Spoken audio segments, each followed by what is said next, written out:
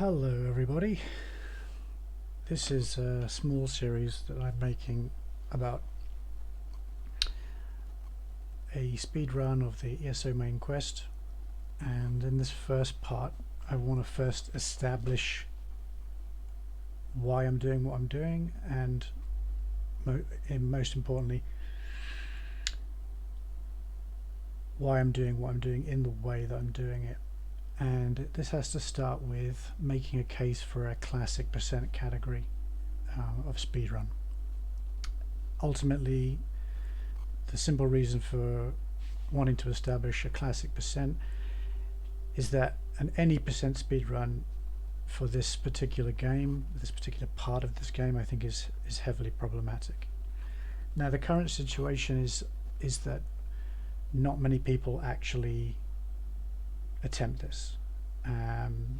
I've found just 2 players that are submitting in this category, so I wondered, why are there so few people trying to speedrun this? And some of the reasons are kind of obvious, is that it's kind of boring, it's not very fun content, and it's not really challenging in the sense that if you played it at normal speed and you weren't doing a speed run, it's probably very boring and not challenging at all. Secondly, there aren't really any particular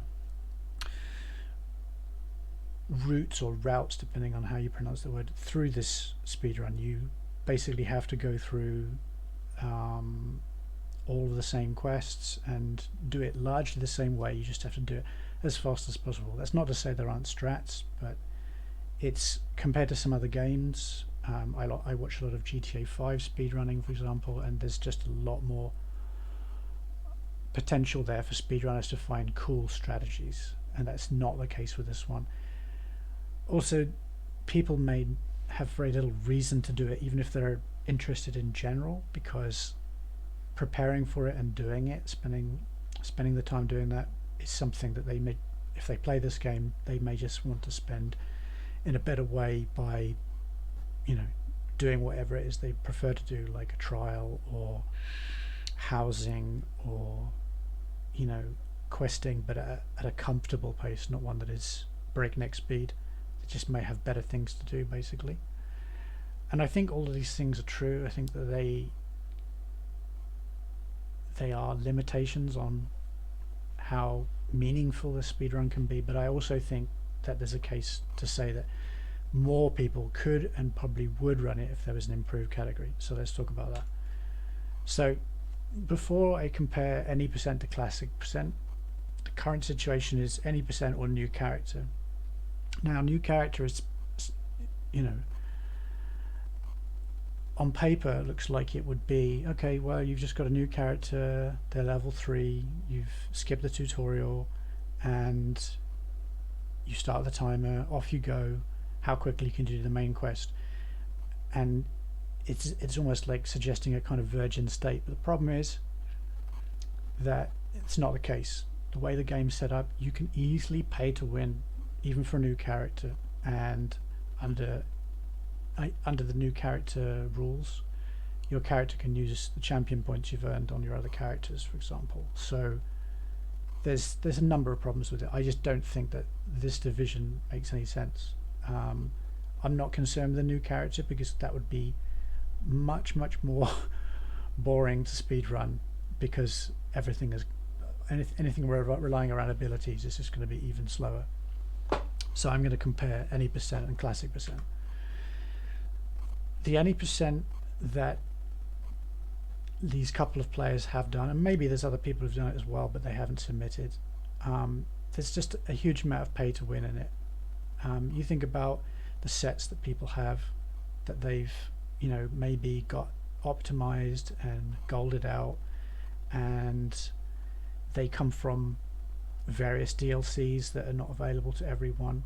They may also have like thousands and thousands of champion points, and the problem with the champion point system is that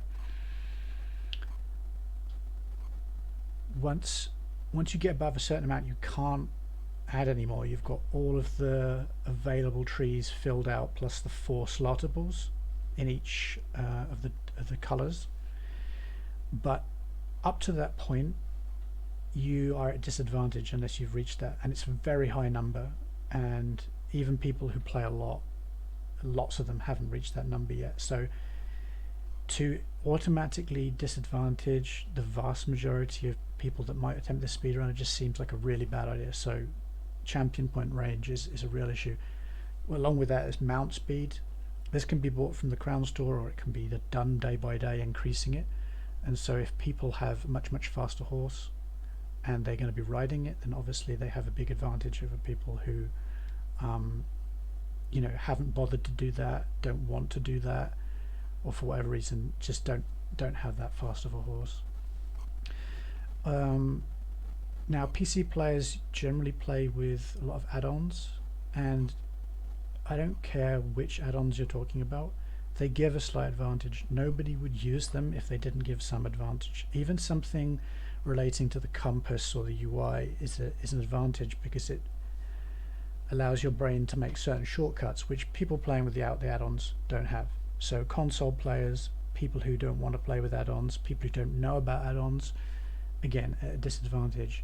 And one of the two runs that I found, and in fact the one that is claiming to be the world record in the any percent, was actually done on the PTS. Now the PTS is unlike the live server in that the population is going to be much lower, and we'll come to that in a second, but also it's very provisional, and it changes moment to moment. The live server, by only being fundamentally patched less often, is a sort of cleaner place to make a run, because with the date you can see which update it was done under. And also on the PTS, you know, you've basically got unlimited resources, so even though you're not paying to win, you are, first of all, you know, not everyone has the PTS installed. I don't, because it's like having two versions of the same game installed on your computer, and you may not have the hard disk space or want to use the hard disk space for that. And you know, there's a number of barriers of entry that go with that, essentially. So I think that the current state of the any percent category is pretty dire overall, I have to say, and I'm not going to pass any judgment on the people who have constructed this category, but it's not balanced, and it's not like other games where there's a sort of community that's having discussions about what the rules should be that enable these kind of things to get worked out. So what I'm proposing in terms of the classic percent is there should be no pay to win. Someone who has the base game without any DLC, without anything bought from the Crown Store, should be able to compete in this category. No CP can be enabled on that character at that time because of the advantages that it would give.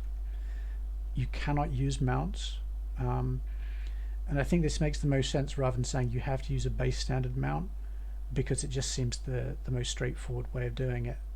Essentially, to be competitive in this category, you're going to have very fast movement speed anyway, so rather than having to prove like you don't have any increased mount speed or anything like that, your character is going to be faster than your horse anyway. It's got to be done without the use of add-ons, to be fully fair, and it must be done on the live server with the date that shows that, okay, in that current state of the game this was true.